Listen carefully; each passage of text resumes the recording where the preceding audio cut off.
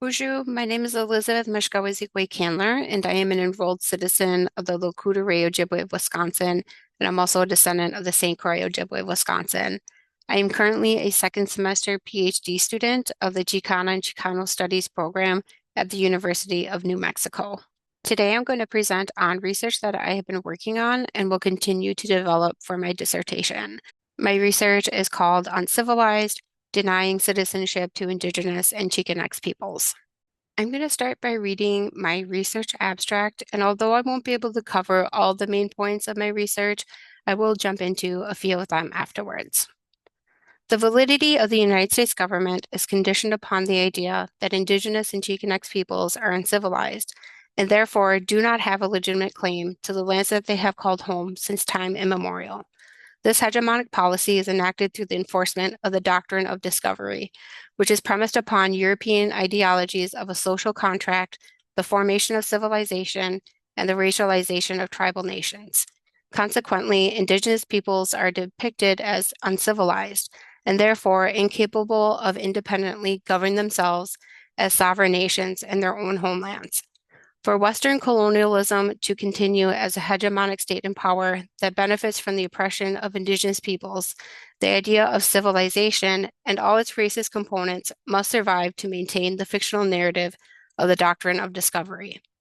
The United States continues to perpetuate Western colonial values by disenfranchising Indigenous peoples and negating tribal sovereignty through the legal precedents of Johnson v. McIntosh, a legal decision that traces its roots from European practices of performativity, dehumanization, and the colonial obsession of normalizing the fiction of terra nullius upon contact with Indigenous peoples of the Western Hemisphere. The social contract theory is developed by Jean-Jacques Rousseau, but it is heavily influenced by the works of John Locke.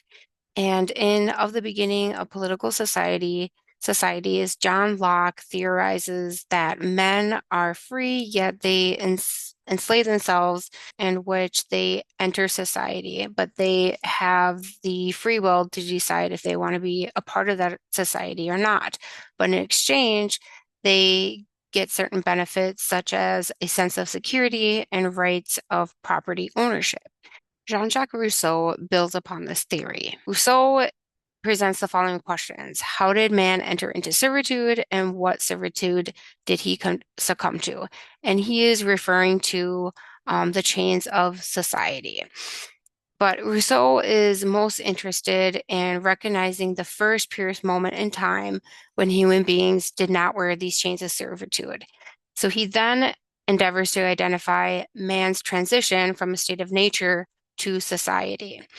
And this decision to take on the chains and enter society is what Rousseau designates as the social contract, where he says the social order is a sacred right which serves as a basis for all other rights. He also continues to explain that men agreed upon a social contract by establishing a set of laws, and as such established rights of civility. And although those who haven't entered the social contract are free of these chains of servitude, they are not entitled to other rights that men of society enjoy, such as land ownership, because it is not what Rousseau considers to be a natural right. Thus, society is created when men agree to the social contract theory, and only then they become private property owners. Private property and permanent settlement are what this ideology constitutes as civilization. When one remains in nature, they do not have natural rights that society and civilization provide. However, not everyone who has entered a so-called social contract is considered civilized. And Scott L. Morganson provides an example through recapitulation theory to showcase how individuals or groups of people are racialized to insert a racial hierarchy and also a hierarchy that is queerphobic. And Morganson states that sexologists documented homosexuality as a deeply racialized status, a perversion linked to primitivity. It was imagined as connected to colonized and racialized peoples, as well as to an early stage of sexual evolution that the civilized supposedly surpassed. So we see here how civilization or the status of being civilized is also extremely queerphobic and racist. And so this enacts a dichotomy of civilized and uncivilized, which then places non-white peoples out of the realms of civilization. And it also promotes a white supremacist deficit theory. And this ideology then provides a valid precedent for white settlers to displace Indigenous slash Chicanx communities. Fast forward to 1823, the Supreme Court case of Johnson v. McIntosh is the case that establishes land title for the United States government, and this holds precedence to this day. Within the case, there was a dispute over land title between the Johnson family and William McIntosh. The Johnson family had purchased the land in question from the Piankashaw tribe, while McIntosh, the defendant, argued that he had received a U.S. government land grant. So the argument was over who had a legal claim to this land. And the Supreme Court ruled in favor of McIntosh, claiming that tribal nations do not have the right to sell property to private individuals.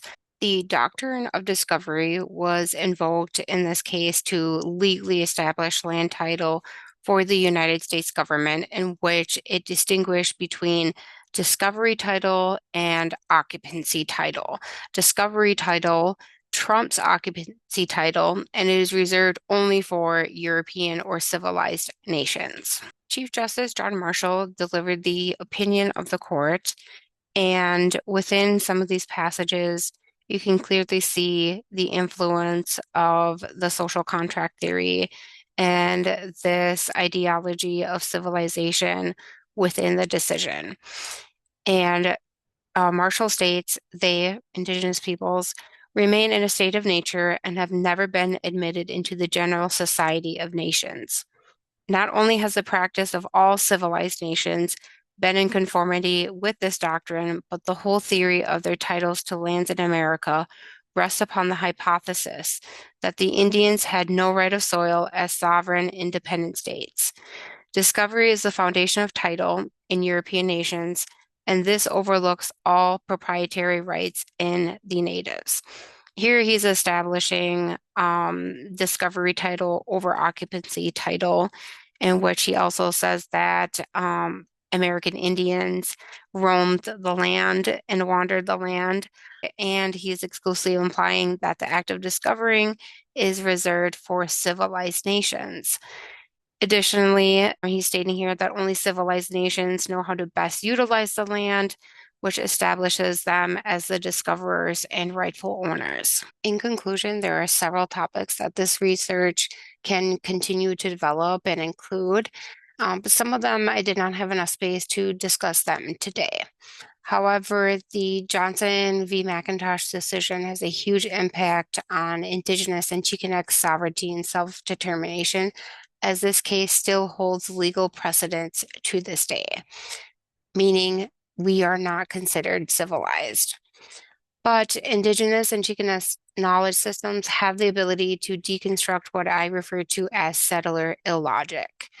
Some additional research topics that bridge Chicana and Chicano studies with Native American studies include the following that I am proposing for further development.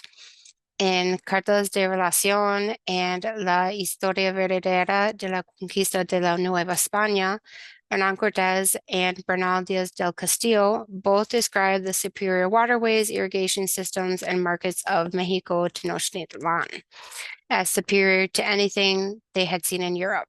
How then does Western hegemony reconcile the colonial illogic of denying civilization to Indigenous and Chicanx peoples? What are the political implementations of the Doctrine of Discovery and the decision of Johnson v. McIntosh that could prevent Chicanx peoples from reclaiming their homeland of Aztlan? How has the policy of mestizaje reinforced a civilized, uncivilized dichotomy? And lastly, how is the Western social contract contingent upon the continued enforcement of racism, sexism, and queerphobia?